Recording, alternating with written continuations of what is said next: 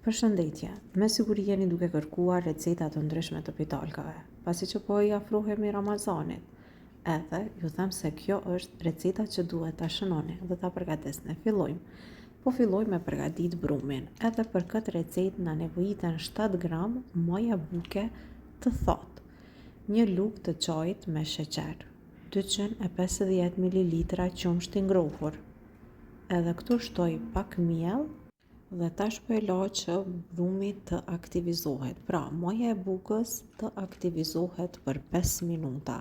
Do ta përzi mirë edhe do ta mbuloj. E la kështu në ambient dhome për 5 minuta që të aktivizohet.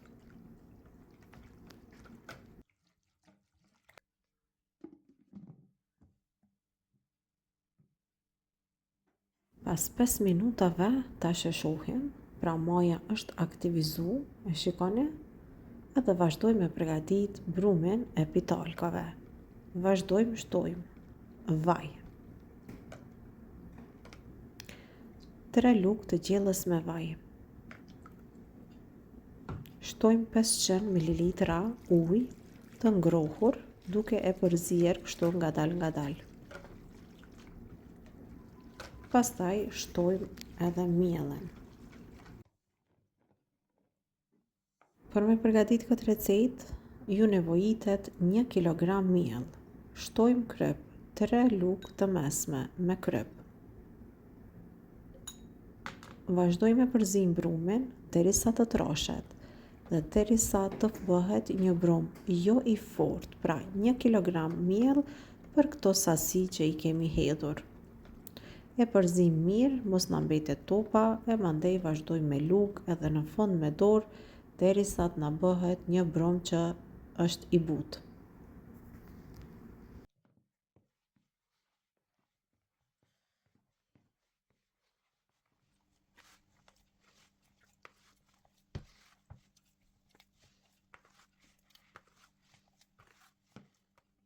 E pasi brumin e kemi përzi, është gati, do ta la brumin që të dyfishohet mirë.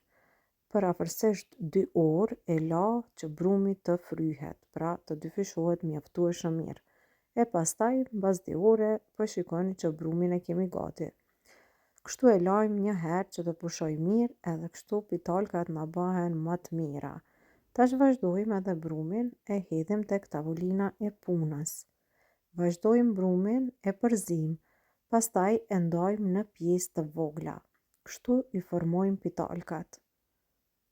Provoni recetën sepse ja vlen dhe gjithashtu dalin pitalka për më shumë persona.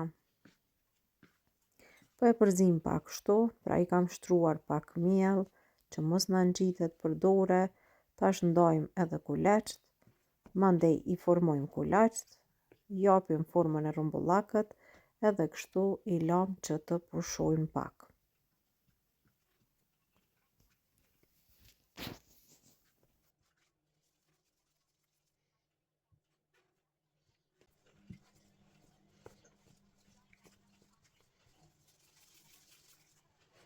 Tash po i mbuloj edhe po i la kështu që të pushojmë për 15 minuta. E në anën tjetër një të verë të vesës po i shtojmë pak kos edhe vazhdojmë me përzim. Gjithashtu do të shtoj edhe pak ujë. Mundeni edhe mos me i hedhë shumë, po vetëm pak, 1 lugë të gjellës. E përzim kështu mirë, edhe me këtë përzierje do t'i lyejmë pitalkat. Tash, pasi që kanë pushuar, i marrim edhe brumin e vendosim në tepsi. Tepsin unë nuk e kam lyer me asgjë, tash veç çështu i hapim me dorë, edhe mund t'i shtroni nëse doni letër për pjekje, nëse nuk doni mundeni edhe kështu si po i përgatison. I shtrim nga pak me dorë, duke i japur formën e pitalkave, edhe tash mbi do t'i lyejmë me vezën e përgatitur pak më herët. Furrën e shporetit do ta nxjerrni në temperaturë maksimale. Edhe tash pasi që të nxehet furra, do t'i shtim edhe do t'i pjekim në temperaturë maksimale, 250 gradë për afërsisht diku 10 minuta, 12 minuta, ju do t'i kontrolloni derisa të skuqen mbi mirë. Nëse nuk ju skuqen be, mundeni me alshu veç mbe pak që të skuqen.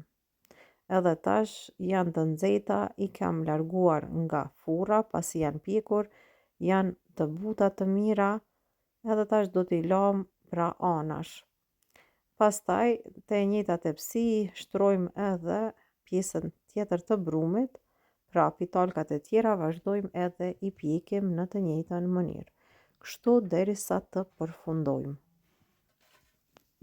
Të gjitha pitalkat do t'i bëjmë bashk afër njëra tjetrës, i mbulojmë që mos naftohen, kështu t'i kemi të nxehta edhe t'i hajmë të nxehta për iftar. Pra, nëse e përgatitni recetën, ju boft mirë, bëhen të mira të shishme, edhe pjeken shpejt edhe dalin shumë pitalka. Këto janë krejt pitalkat që na kanë dalë me qatë brum që e përgatitëm.